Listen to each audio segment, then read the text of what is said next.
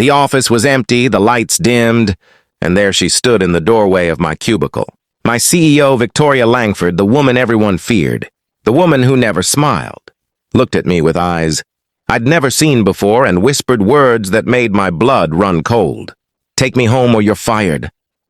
Her voice cracked on the last word. I stared at her, frozen, as she swayed slightly, gripping the doorframe. What was happening? Was this some kind of test? A trap? I had no idea. I was about to discover the most heartbreaking secret in our entire company. Before we continue with this story that changed everything, I understood about judgment and compassion. I want to invite you to subscribe to True Kindness Tales. If stories about real human connection move your heart, please hit that like button and share your own experiences of unexpected kindness in the comments below. Now let me tell you what really happened that Friday night. I'd been working at Langford Enterprises for 3 years as a junior marketing analyst. It wasn't my dream job, but it paid the bills. And in a competitive city like Seattle, you learn to be grateful for stability. Victoria Langford was a legend in our industry.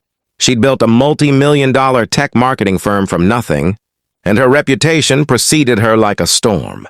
Cloud, cold, demanding, unreachable. She was the CEO who never attended company parties, never made small talk in elevators, never smiled in meetings. People whispered that she had ice in her veins, that she'd probably never cried in her entire life. I kept my head down and did my work. That's all I'd ever done.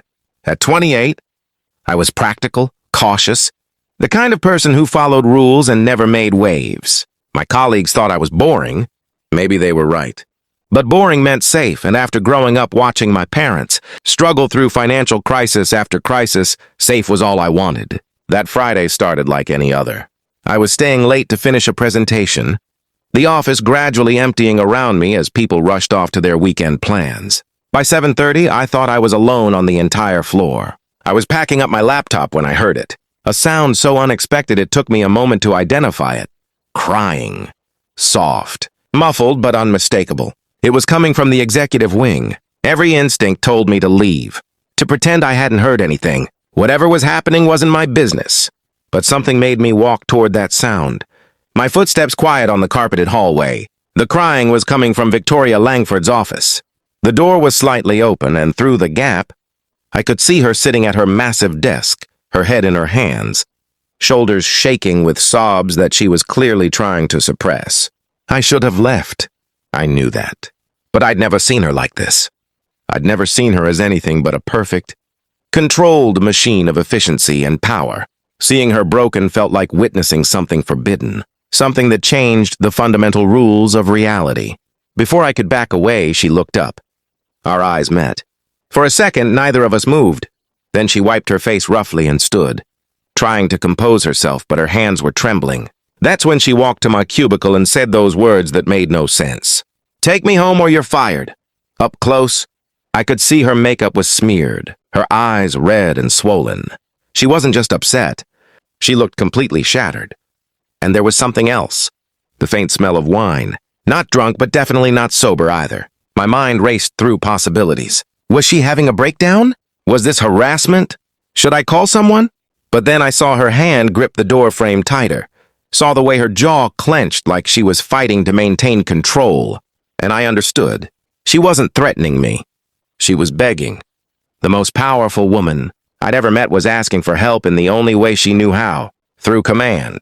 Through authority. Because maybe that's all she had left. I made a choice that surprised myself. "Okay," I said quietly. "Let me get my keys." She didn't speak as we walked to the parking garage. Didn't speak as she gave me her address in a voice barely above a whisper. Didn't speak during the entire 20-minute drive to her high-rise apartment, building in downtown Seattle. I kept glancing at her in the passenger seat. She stared out the window, tears silently streaming down her face, not bothering to wipe them away anymore. When we arrived, she fumbled with her seatbelt. "Thank you," she finally said, and her voice was so small, so unlike her usual commanding tone. Then she added, "You should probably know. I'm not going to fire you. I just didn't know how else to ask." She got out of the car and walked toward her building, and I sat there gripping the steering wheel, my heart pounding. I could leave now. I'd done what she asked. But watching her walk away, so alone, so completely undone, I couldn't do it. I parked and followed her into the lobby. She turned when she heard my footsteps, surprise flickering across her tear-stained face. "You don't have to," she started, but I shook my head. "I know," I said, "but maybe you shouldn't be alone, right?" "Now," she studied me for a long moment, then nodded slowly. We rode the elevator to the 14th floor in silence. Her apartment was beautiful and sterile. Expensive furniture, perfect design, absolutely no personal touches, no photos, no mess, no life. She went straight to the kitchen and pulled out a bottle of wine, then stopped, staring at it. "I promised myself I wouldn't," she said quietly. "My therapist says it doesn't help. But today—" She didn't finish the sentence. Instead, she made tea. We sat at her pristine dining table, and that's when she finally told me. Her sister had died. Not today, 6 months ago. Breast cancer. She'd been diagnosed 2 years before that. And Victoria had watched her deteriorate slowly, painfully. Her sister had been her only family. Their parents were gone. No other siblings. Just the two of them. And when her sister died, Victoria had convinced herself she could handle it alone. She could work through it, control it, manage grief the way she managed quarterly earnings and marketing campaigns. But today would have been her sister's 40th birthday. Victoria had gone to work like normal, held meetings like normal, approved budgets like normal. And then everyone had gone home, and she'd sat at her desk and realized she had nobody to call, nobody to talk to, nobody who even knew she was in pain. She'd built such high walls around herself, maintained such perfect professional distance, that she'd created a life where she was completely, utterly alone. "I opened that bottle of wine in my office," she admitted, her hands wrapped around her tea mug. "I thought maybe it would help. But then I just started crying and couldn't stop, and I knew I couldn't drive. I knew I needed help. But I don't have anyone." She looked at me with exhausted honesty. "So I picked you. Do you know why? Because I've seen you. You stay late sometimes. You bring coffee to the receptionist who looks tired. You help that intern find her lost portfolio. I've noticed you being kind when you thought nobody was watching. And I thought maybe, just maybe, you might help someone like me." We talked until nearly midnight.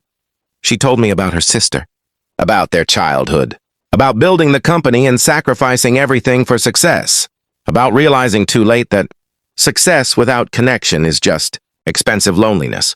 I listened, and sometimes I shared too, about my own fears, my own loneliness in a city where I had a job but not really a life. When I finally left that night, something had fundamentally shifted. The next Monday, Victoria wasn't suddenly warm and fuzzy. She was still professional, still demanding. But there was something different. She started a wellness program at the company. She began having coffee hours where employees could talk to leadership.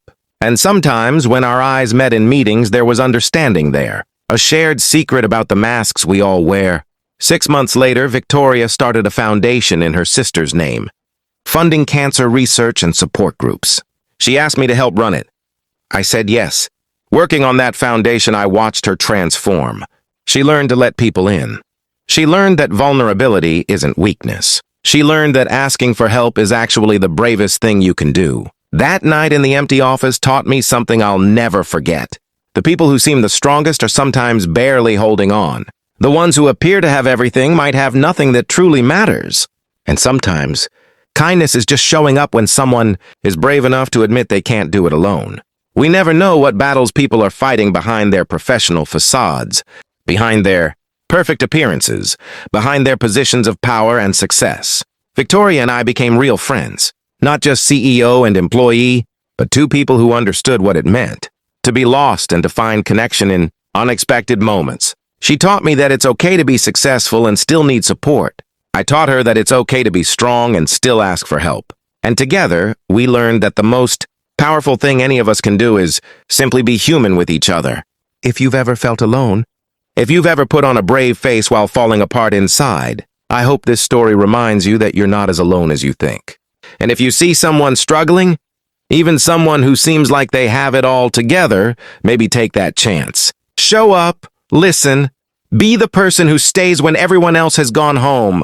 You might just save someone's life without ever knowing how close they were to the edge. Share your own stories of unexpected connections in the comments. The world needs more of us willing to see beyond the surface, willing to answer when someone whispers for help,